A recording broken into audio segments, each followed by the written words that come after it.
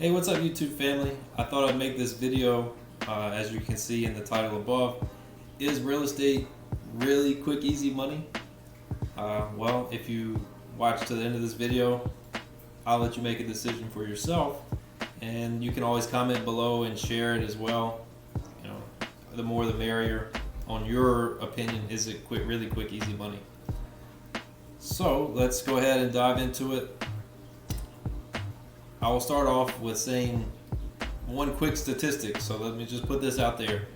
The National Association of Realtors come out and said that 87% of realtors fail within the first 2 to 5 years.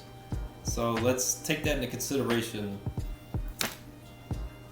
All of these realtors that you see getting their license, including myself, because I haven't made it to the 2-year mark or the 5-year mark by any means. I just started in January, full time. 87% of those agents fail.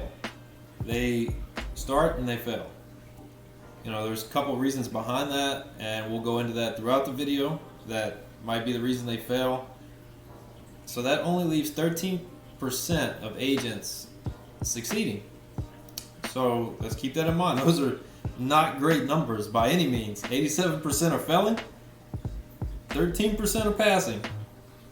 Out of that 13%, National Association of Realtors states that the average salary for a realtor is only $38,000 a year.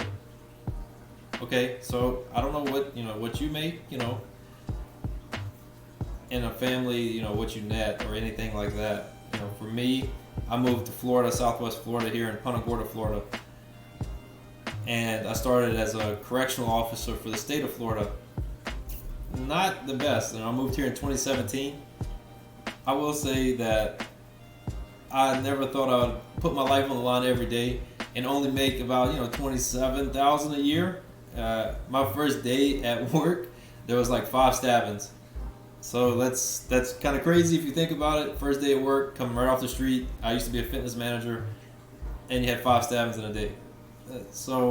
And you're making like $27,000 a year. So $27,000 to $38,000, that's kind of like a no-brainer, in my opinion. Plus, I was working 100 hours of overtime there, and plus your 80 hours every 2 weeks. So as a realtor, which if you decide to be one, you will find out that you have no days off.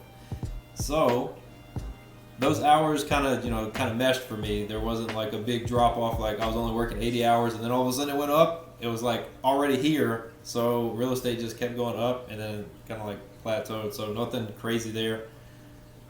So that's also another reason most realtors fail, which we'll dive back into that, is because they get into real estate because they think they're going to have this tons of free time that they can kind of do whatever they want. You have all this free time.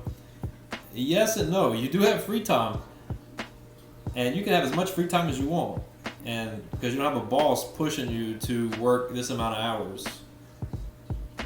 So if you're very dedicated, you're a dedicated person, you can very much so make a lot of money in real estate. And there's people who make 6 figures, 7 figures. There's no limit for how much money you can make in real estate. But the reason a lot of people don't is because they don't put in the effort, the time, and they don't never hone on their skills or anything like that. So if you get into real estate for extra time and you think you're going to have extra time, you're really not going to have it. I'll just be point blank period with you. You're not going to get it. You're not going to have it. I can probably count on both hands the amount of days I've had off since January with no real estate going on at all. I also want to throw this in there. I've passed the 4 to 5 homes sales for this year already, but the average realtor, let's get this squared away. The average realtor only sells 4 to 5 homes a year per statistics. So let's 4 to 5 homes a year. That's crazy if you really think about it. I think it might even be lower than 38,000 depending on the home price and what you make. Also, if you're getting into real estate because you love to watch HGTV, that's not, HGTV makes it look like it's quick, easy money, and I can understand why you would think it's quick, easy money. All you watch is HGTV. those statistics for those guys, even if it is real, most of it is reality TV. Let's keep in mind you're watching it on television, television. They tell you a vision. So let's think about that. It's reality TV, so they're probably not even real. And let's say they are real, that's only 0.00000, probably 1% of realtors. So that, therefore, it's not quick, easy money, right? Also, let's go over the commission side, because I have a lot of people that reach out to me and they all think that I make a standard commission, like a 6% commission. If that was the case, it would be against the code of ethics. So each realtor charges their own commission. There's no set standard for a commission. If somebody tells you that there's a set standard of commission, they're breaking the code of ethics. Okay, so let's dive into that 6%. So let's say you sold a house for $250,000 because the housing market's booming right now, and you're the listing agent. So the listing agent, selects the commission, what they're going to make. That's 6%. Let's just say they charge 6%. Out of that 6%, the other agent has to get paid too. So you really only get 3. So it's split 3% you, 3% the other agent. Okay, and that's the net. Okay. Out of that net, you have marketing expenses that you paid for to get the listing, and marketing expenses to sell that listing. You have the car insurance because you got to drive around. Yeah, and then because you have to drive around, you got to spend gas money. And then you have your brokerage split. So let's get a little scrape the surface of your brokerage split, because some of them have franchise fees, some of them have desk fees. But we're not going to get into all that. We'll get into that in a later video. But we'll just start with this. Each brokerage has their own split with you. So that 3% that you just made, sometimes it gets split 50-50. Sometimes it can get split 60-40, 60 you, 40 them.